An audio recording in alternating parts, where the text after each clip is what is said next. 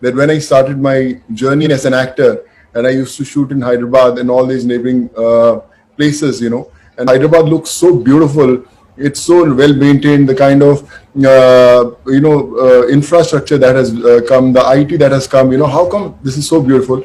And the only name that used to come was, it's only because of Chandrababu Naidu sir, and he's the man, he's the visionary who gave this facelift to this whole state. And I always used to tell my staff and the co-actors, hey, can we take Chandrababu Naidu sir to our states also for some time, so that we can also see that progress. So I think that was my introduction to you till I met, till we connected during the COVID times. And it's really a pleasure, sir, always getting inspired by the great work that you have been doing. And with COVID, I think the bond has grown stronger. We have connected with so many people, so many heroes, and a small example I would like to give is that when when I was sending people back home, I connected to almost 1 million people who approached me during the migrant movement. And and when once the first wave subsided, and these people had their education problems, their healthcare problems, and their employment. So I started this platform called Pravasi Rozgar, which was later, called Good Worker with Temasek. We've given employment to almost close to 2 lakh people, done almost 2,400 surgeries, many in Andhra and Telangana, most of them. And, obviously education also. And I realized that people thought that second wave has subsided and everything is coming to normal. Actually, second wave started even before the second wave actually began. The second wave for me was the problems that people had because of the first wave. They had lost their jobs. They didn't have money to, feed their families. They didn't have employment. They didn't have money to get treated. So actually, we were living in that second wave. But the second wave, we again that hit the COVID thing where people were losing lives, and all these people that I connected during the first wave. All these people became my workforce. They said, sir, we are in, Vikarabad, we are in Vijayawada. So how can we help? You had helped us go back to our homes. So they became my warriors. And, I always used to say one thing that, we can only work if you are available 24/7.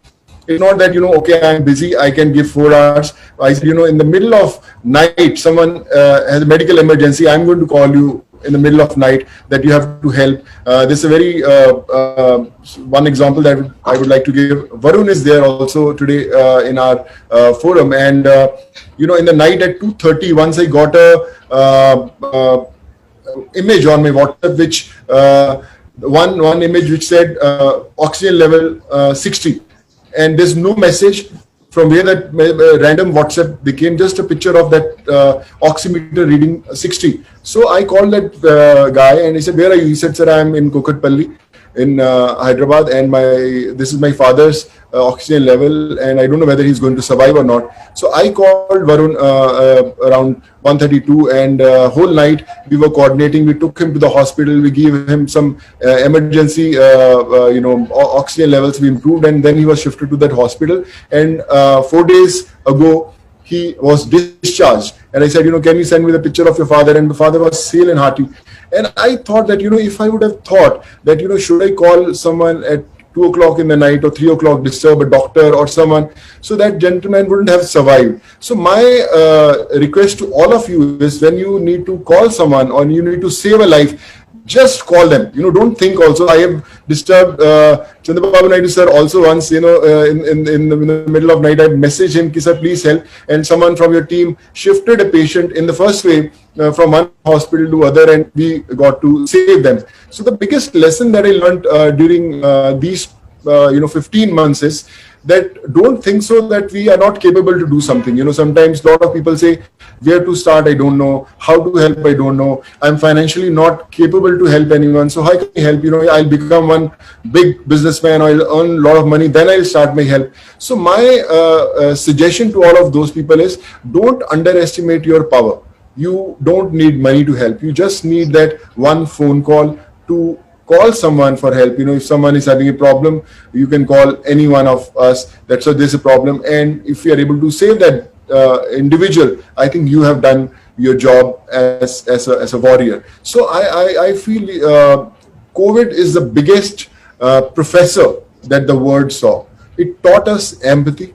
It taught us what humanity is. It taught us how a normal person can save a life. So take it as a lesson of a life that, it's not about whether you are capable of doing it or not. You have to believe you are capable of doing it. I as an individual, I always used to act. I never knew that I can get 12,500 students from places like Kyrgyzstan, Kazakhstan, Uzbekistan, Russia, Philippines, Georgia. But I got them because I believed that I can get them. I was sending medicines, I was sending injections to people, I was trying to get them ICU beds, oxygen.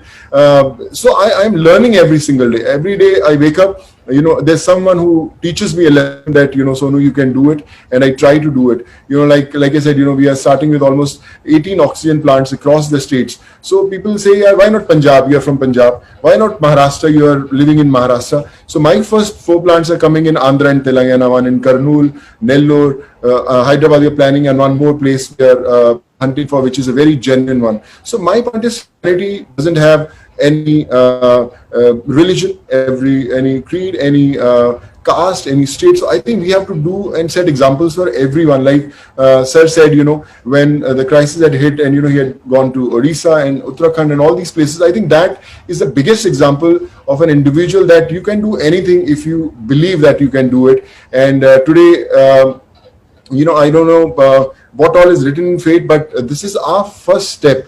So you have to, be kind to the word, and we read our lectures, whether it's history, geography, or all these classes. I always request, it's very important to have a lecture of humanity, empathy, where from first standard till you are doing your engineering or your medical, we have to teach how important it is to learn about humanity and empathy, and especially to our kids, when they ask for those expensive cars or the best lifeline system, you have to teach them how we can go to a needy place and give them some ration, or adopt few kids for their education. So I think that's what I have learned. That's what I'm trying to learn, and I'm still open to learn. I just started this foundation called Sood Charity Foundation, and we have been doing a lot of work. And I always say that Sood Charity Foundation is not my foundation;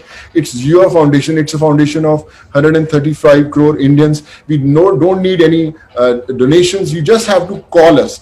So I am from Sood Charity Foundation. We need this, sir, and we'll try to make things happen for you. And I think not much to say, but like I said, you all are heroes, and thank you, thanks a ton for making me a part of this family. And yes, I'm there to learn. I'm there to follow your footsteps, and let's try to change the world, set some examples, and make this world a beautiful place to live in. Thank you. Very nice of you. We'll meet. I look forward, sir. We will meet soon.